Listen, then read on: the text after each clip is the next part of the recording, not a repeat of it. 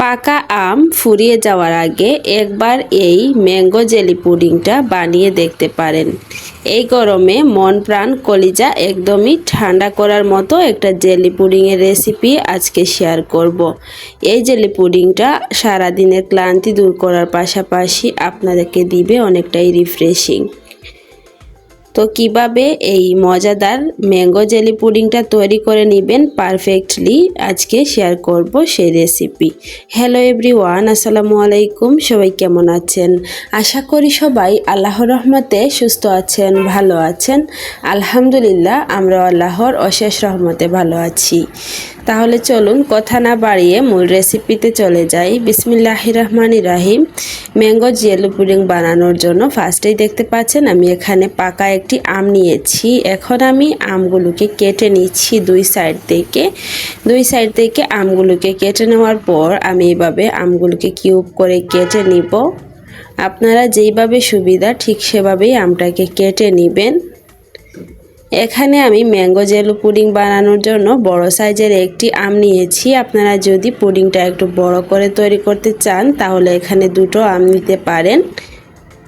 এখন আমি আমগুলোকে খোসা থেকে আলাদা করে নিব, নিয়ে এটাকে আমি ব্লেন্ড করে নিব যাতে এখানে আমি একটা স্মুথ পিউরি পাই।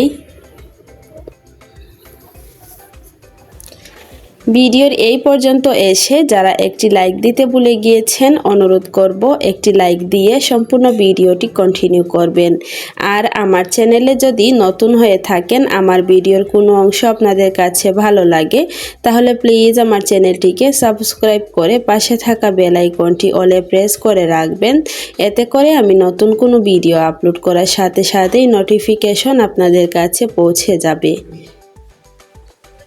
ঈদের পর থেকে আমি নিয়মিত ভিডিও আপলোড করতে পারছি না, কয়েকদিন অসুস্থ ছিলাম, এর জন্য নিয়মিত ভিডিও আপলোড করা হচ্ছে না। এখন থেকে চেষ্টা করব নিয়মিত ভিডিও আপলোড করার জন্য, তাই প্লিজ সবাই আমাকে একটু সাপোর্ট করবেন। আর দেখতে পাচ্ছেন এখানে আমি একটি আম থেকে এইটুকু পরিমাণ আমের পিউরি পেয়েছি। এখানে আমি অল্প একটু পানি অ্যাড করেছি যাতে একটু পাতলা করা যায়, এর জন্য দিয়ে দিচ্ছি এখানে আমি স্বাদ অনুযায়ী চিনি। এখানে আমি 2 চা চামচ পরিমাণ চিনি দিয়েছি। যেহেতু আমটা একটু মিষ্টি, এর জন্য এখানে চিনির পরিমাণটা আমি কমিয়ে দিয়েছি। আর জেলি পুডিং বানানোর জন্য আমি এখানে দিয়ে দিচ্ছি আগার আগার পাউডার 1 চা চামচ পরিমাণ। এই জেলুটা জমার জন্য আগার আগার পাউডারটা ব্যবহার করেছি। এই আগার আগার পাউডারটা আপনারা যে কোনো মুদি দোকানে পেয়ে যাবেন। এই আগার আগার পাউডার দিয়ে আপনারা যে কোনো ধরনের জেলি অথবা পুডিং জমাতে পারবেন। যে কোনো তরল খাবারকে জমাতে সাহায্য করে এই আগার আগার পাউডারটা। তো দেখতেই পাচ্ছেন আমি আগার আগার পাউডারটাকে ভালোভাবে মিশিয়ে নিয়েছি। আর এখন আমি এটাকে 2-1 মিনিট জাল করব। এটাকে বেশি সময় কিন্তু জাল করে ফেলা যাবে না, এতে করে কিন্তু মিশ্রণটা অনেকটাই ঘন হয়ে যাবে। মিশ্রণটা যখন হালকা ঘন হয়ে আসবে তখনই আমি এটাকে চুলা থেকে নামিয়ে যে পাত্রে আমি জেলিটা সেট করব ওই পাত্রে নিয়ে নিব। এটাতে একটা বলক আসার পরেই আমি এটাকে নামিয়ে নিয়েছি। বেশি জাল করতে গেলে দেখবেন আমের কালারটা নষ্ট হয়ে যাবে আপনার। এখন আমি যেই পাত্রে জেলিটা সেট করব ওই পাত্রে নিয়ে নিচ্ছি। এটাকে এভাবে ঢেলে আমি রেখে দিব 10 মিনিটের জন্য। 10 মিনিট পর আপনি কিন্তু এই জেলিটা একদমই সেট হয়ে যাবে, যেহেতু এখানে আগার আগার পাউডার ব্যবহার করেছি। 10 মিনিট পর আমি আপনাদেরকে দেখিয়ে দিচ্ছি, দেখুন একদমই জমে গিয়েছে। এখন আমি একটা ছুরির সাহায্যে কিউব করে কেটে নিব।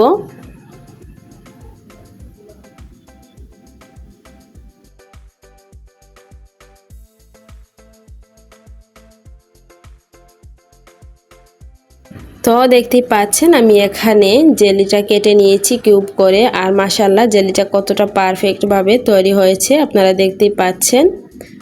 এখন আমি এই আমের জেলুটাকে একটা পাত্রে সেট করে নিব। যেই পাত্রে আমি জেলি পুডিংটা তৈরি করব ওই পাত্রে নিয়ে নিচ্ছি। এই ম্যাঙ্গো জেলুটা দেখতে মাশাআল্লাহ এতটা সুন্দর লাগছে, মনে হচ্ছে এভাবেই খাওয়া যাবে। আপনারা চাইলে এই জেলুটা এভাবেই খেতে পারেন। আমি এখানে দুধ দিব, এর জন্য একটা পাত্রে আমি দুধ নিয়ে নিলাম। এখন আমি এখানে দিয়ে দিব স্বাদ অনুযায়ী চিনি।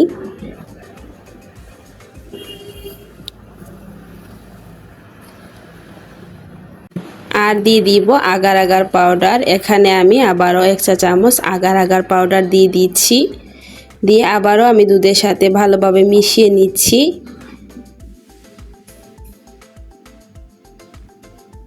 মেশানো হয়ে গেলে আমি দুধটাকে আবারও জাল করে নিব। দুধ থেকে একটা বলক চলে আসলে আমি এটাকে নামিয়ে নিব। ম্যাঙ্গো জেলি পুডিংটা বানানো কিন্তু খুবই সহজ আর খেতে কিন্তু মাশাআল্লাহ খুবই সুস্বাদু হয়। তাই এই গরমে আপনারা চাইলেই কিন্তু ম্যাঙ্গো জেলি পুডিংটা বানিয়ে বাসার সবাইকে খাওয়াতে পারেন। সবাই খেয়ে কিন্তু খুবই খুশি হবে।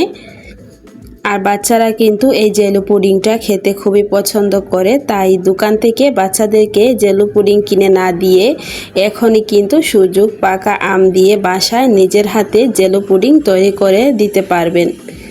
তো দেখতেই পাচ্ছেন দুধ জাল করে আমি যেই পাত্রে আগে থেকে কিউব করে কেটে রাখা জেলি পুডিং রেখেছিলাম ওই পাত্রে দুধটা ঢেলে দিলাম। দিয়ে আবারও চামচের সাহায্যে নেড়ে চেড়ে আমি জেলি পুডিংটাকে ভালোভাবে মিশিয়ে নিচ্ছি। মেশানো হয়ে গেলে এটাকে আমি ঠান্ডা হওয়ার জন্য রেখে দিয়েছিলাম 20 মিনিটের জন্য। আর 20 মিনিট পর কিন্তু এটা পুরোপুরি সেট হয়ে গিয়েছে। তারপর এটাকে আমি নর্মাল ফ্রিজে রেখে ঠান্ডা করে নিয়েছি। আর এখন আমি এটাকে ডিমোল্ড করে আপনাদের সাথে শেয়ার করছি। প্রথমে ছুরির সাহায্যে আমি সাইডটাকে একটু ছাড়িয়ে নিচ্ছি। তো দেখতে পাচ্ছেন মাশাআল্লাহ আলহামদুলিল্লাহ কতটা সুন্দরভাবে জেলি পুডিংটা তৈরি হয়েছে। আর আমের কিউবগুলো দেখতে মাশাআল্লাহ খুবই সুন্দর লাগছে। এভাবে একবার হলে বাসায় ম্যাঙ্গো মিল্ক জেলি পুডিংটা তৈরি করে দেখতে পারেন। এখন আমি আপনাদের সাথে পুডিংটা কেটে শেয়ার করব। এই পুডিংটা দেখতেই কিন্তু মাশাআল্লাহ খুবই সুন্দর লাগছে। আর কাটার পর খেতে কিন্তু অনেকটাই মজা লাগে, মুখে দেওয়ার সাথে সাথেই মিলিয়ে যায়। তো দেখতেই পাচ্ছেন আমি এটাকে কেটে নিচ্ছি।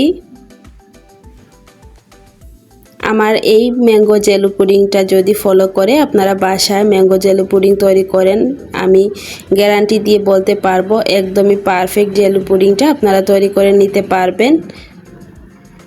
আর যখন মন চাইবে তখনই কিন্তু বাচ্চাদেরকে এই জেলি পুডিংটা বানিয়ে দিতে পারবেন।